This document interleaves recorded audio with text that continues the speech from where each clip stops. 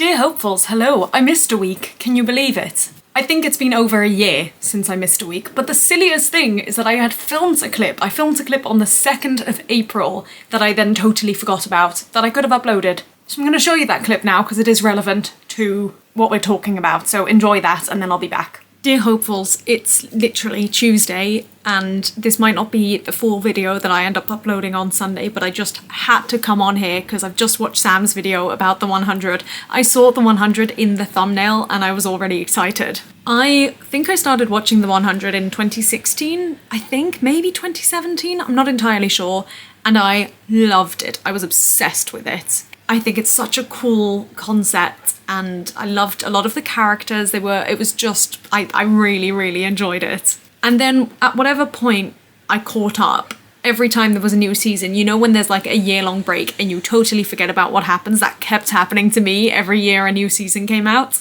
But I did keep on top of it and I was obsessed with it. And there's one moment that I've never forgiven from the show. I think it's in like season 6, I want to say. And it makes me so, even just thinking about it now, yeah, I've not let it go. And I finished watching it, I can't remember when, I think whenever the last season came out, and Sam, you said that was 2020. I don't know if that's true or not, but if it was, then that's when I finished watching it. And I felt the same way as you about the ending. I'm not going to spoil anything, but I didn't love it. I wasn't fully satisfied. I liked it, it was all right, but Manifest, for example, as a TV show that I loved and has not a similar concept but similar feel to it, I would argue, that's finished with in my opinion, the most satisfying ending imaginable. Well, actually not even imaginable, it's not something I'd considered as an ending, and it just ticked all my boxes, whereas the 100 did not give me that same feeling. I think, like you, it just wasn't enough. But as I WhatsApped you literally 2 minutes ago, I did not know it was based off a book, and I did not know KATIE-REBEKAH's just messaged that it was a book series, which makes a lot of sense, but I didn't know that. So now I'm wondering if I need to try and find the books and read them. I don't know.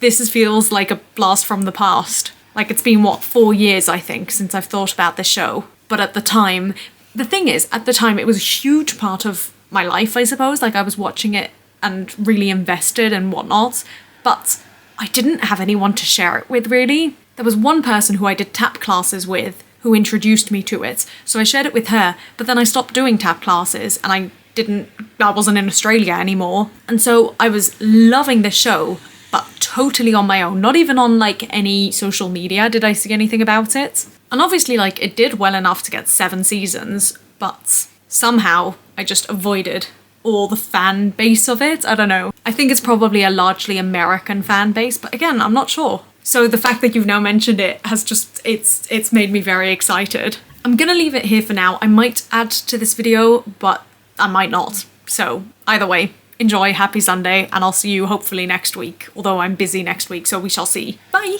I have also finally been able to catch up on all the videos that I hadn't watched or responded to yet. It's been a while, but we're back. So first of all, KATIE-REBEKAH, you mentioned in one of your videos that we reached the first quarter of the year, or we finished the first quarter of the year, which is mental. Like by the time I'm filming this now, it's the end of April. It's the end of April. What? That's crazy.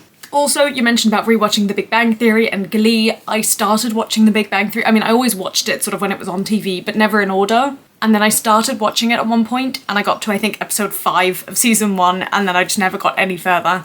And Glee, I've only seen once, and I watched all the way through for the first time. I think it was 2022 is when I first watched Glee. But you were talking about shows that just don't require any thought and that you don't need to concentrate on, and I get that. I always like to have one of those shows on my background as well, in my background, I don't know. Sam, you mentioned about rewatching New Girl. I watched this for the first time, I think in 2021 maybe? I think 21, actually. I had watched one episode in March 2020 because my friend was trying to cheer me up about something and she was like, you remind me of Zoe. Is that her name? Jess.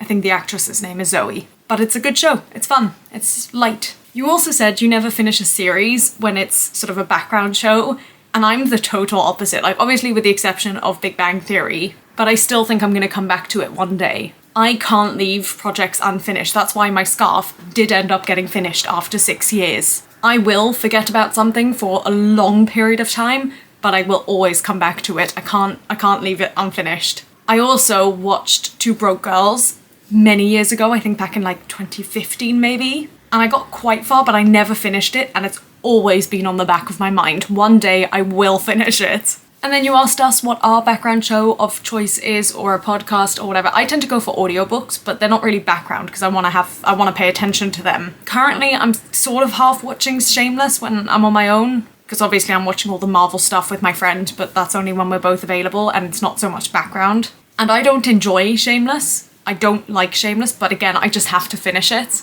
So it's often just on in the background. Alternatively, I often go back to Friends, of course. KATIE-REBEKAH, you mentioned then about Race Across the World, which is a show I had heard of a lot. I think in Australia it's also called The Amazing Race, but I've never watched it. It didn't really pique my interest, which is strange because I love travel. But I'm just not a huge fan of reality TV, so maybe that's why. But at some point when I was in Holland last year, it happened to be on the TV, the last episode of their version of The Amazing Race. And they were going to, what's it called? Not the Falkland Islands, but somewhere very far south of South America. I can't remember, but I just remember being in awe. It was so cool. So it's probably a show I think I would enjoy, actually. And then Sam, you also mentioned about time slipping away and not missing a video. You actually still got it in, but it being over a week.